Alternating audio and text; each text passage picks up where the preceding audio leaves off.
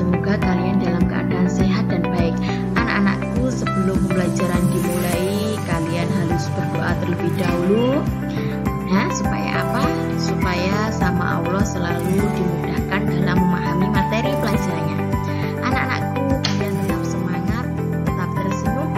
Hari ini pembelajarannya tematik bersama dengan Bu Agustin tentang tema 3, benda di sekitarku, ya.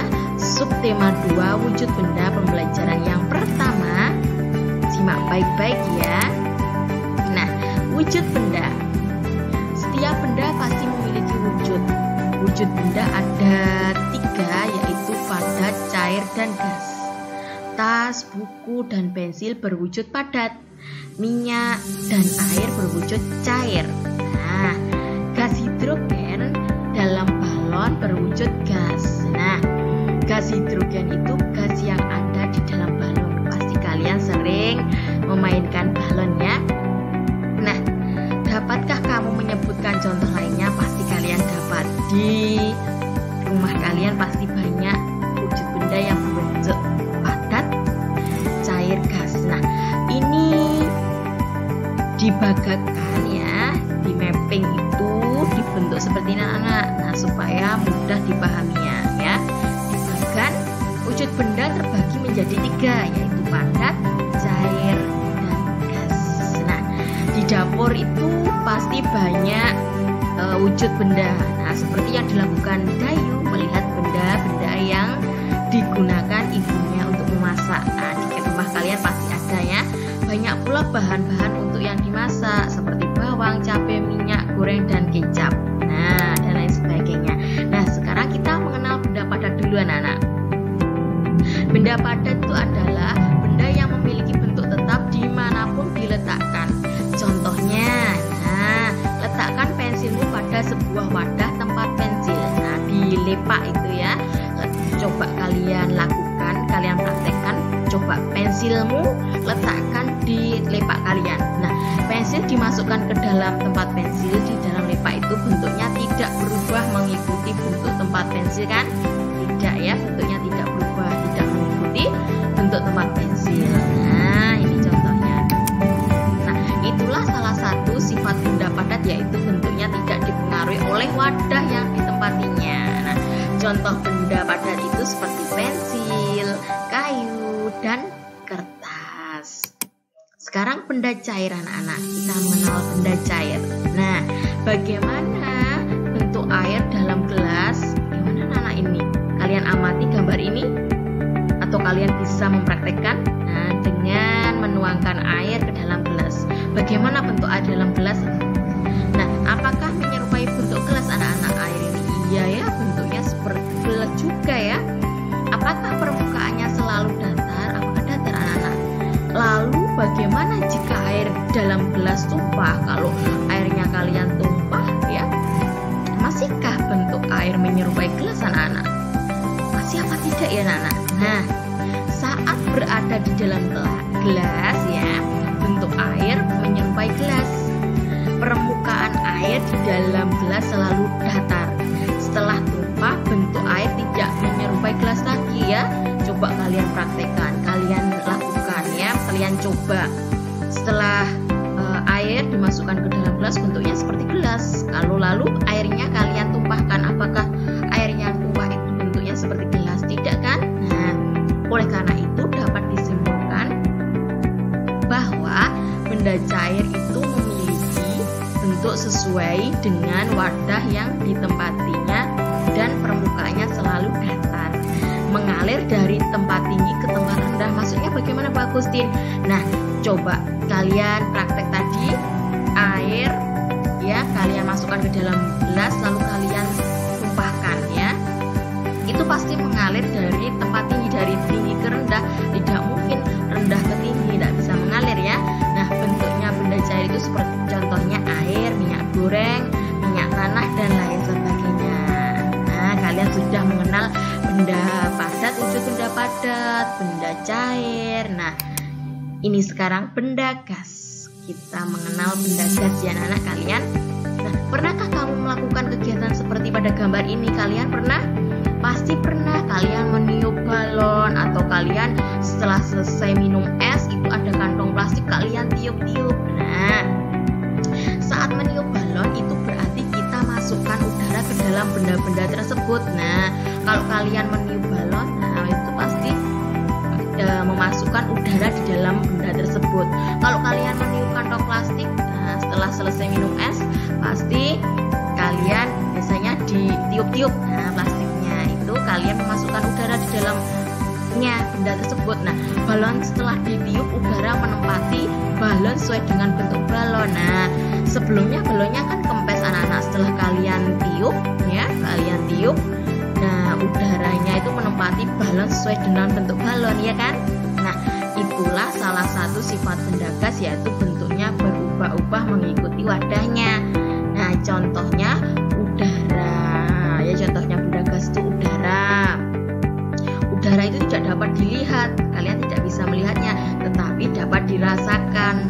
Lalu contohnya benda gas awan, asap, ya. Kalau awan asap itu benda gas tersebut dapat dilihat anak-anak.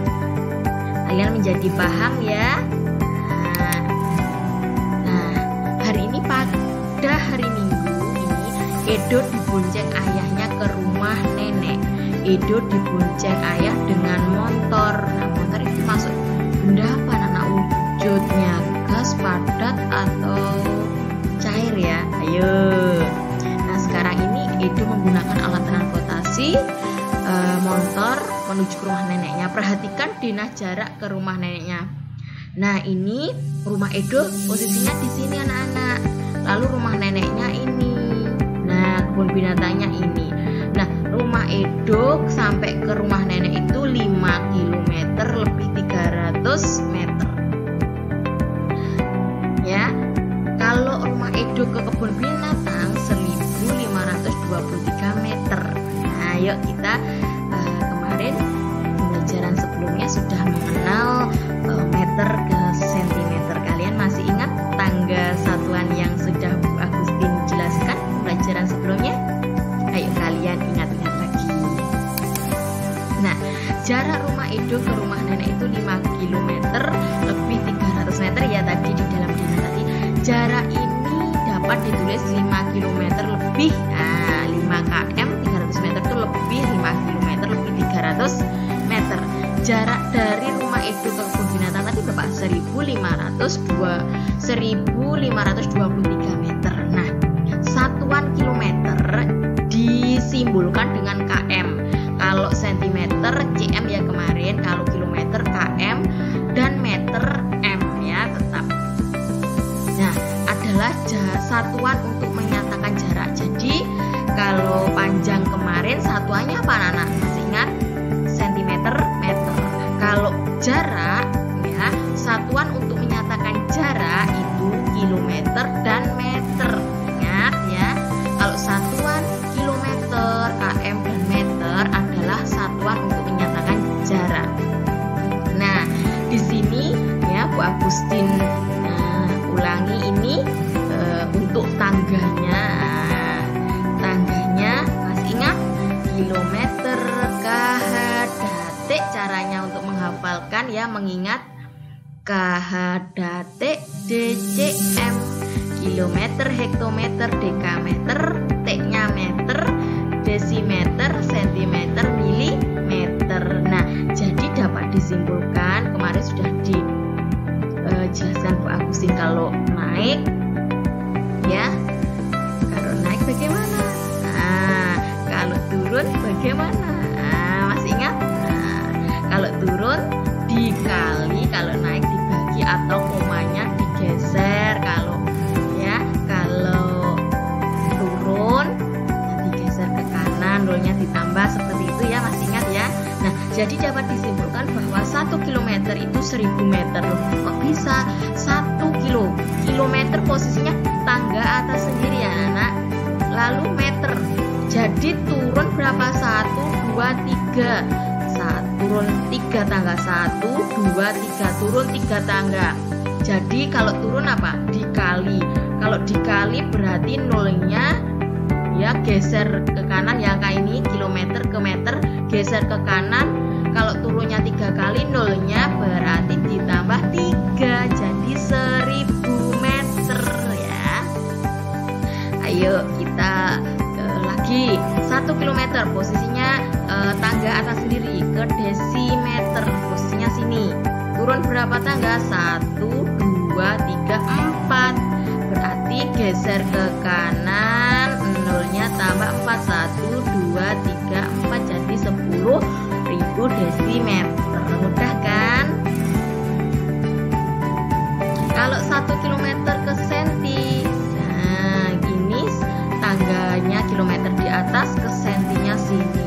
Turun berapa tangga? 1, 2, 3, 4, 5. Berarti geser ke kanan, nolnya tambah 5. Berapa? 1, 2, 3, 4, 5. Jadi 100.000. Nah, mudah kan? Dan seterusnya. Kalian pasti masih ingat dan bisa ya. Nah, sekarang jarak rumah Edo ke rumah nenek tadi 5 km lebih 300 meter. Berapa jarak rumah Edo ke rumah nenek dalam satuan meter?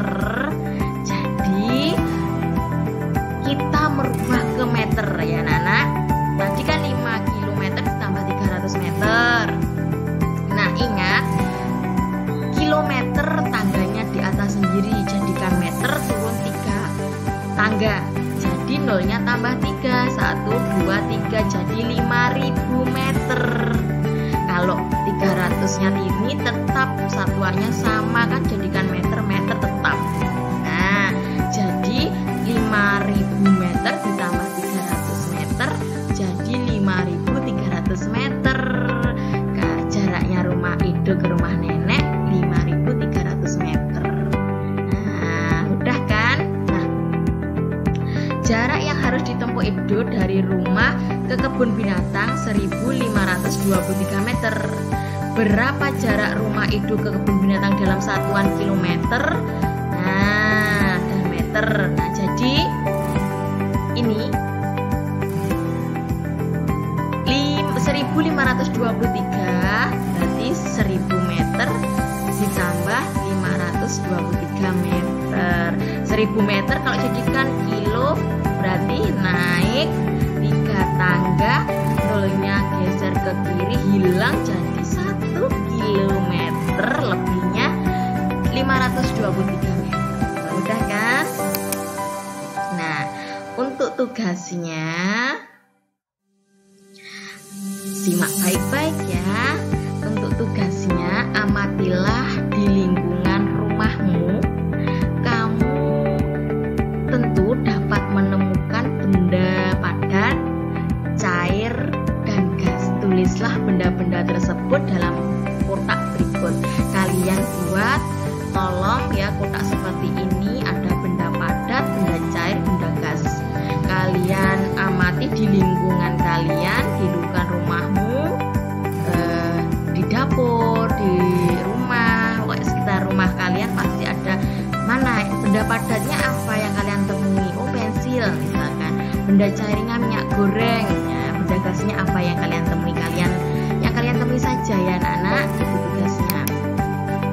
Lalu untuk tugas kedua ini hanya 2 nomor saja. Ini ada bermacam-macam bentuk bangunan ini ya, juga dapat berbentuk bangunan tersebut. Perhatikan ya bahan pembentuk bangunan tersebut.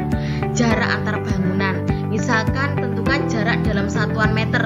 Jadi ini jadikan meter ya anak-anak. Nah rumah Siti ke sekolah, rumah Siti mana anak-anak ini ya, ke sekolah, berarti sekolahnya sini 5 kilo lebih 100 meter. Jadi 5 kilo lebih 100 meter.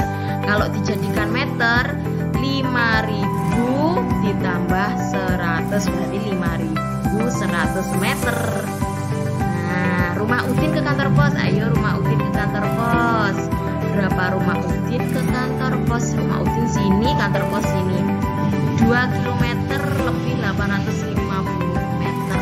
Nah ayo, ini 2 saja. Ini yang 1 sudah Bu Agustin bantu, yang nomor 2 ini silahkan dikerjakan ya anak-anak. Nah anak-anak, untuk pembelajaran hari ini Bu Agustin akhiri cukup sekian. Semoga kalian memahaminya. Jika kurang paham bisa bertanya langsung Agustin. Cukup sekian, saya akhiri. Wassalamualaikum warahmatullahi wabarakatuh.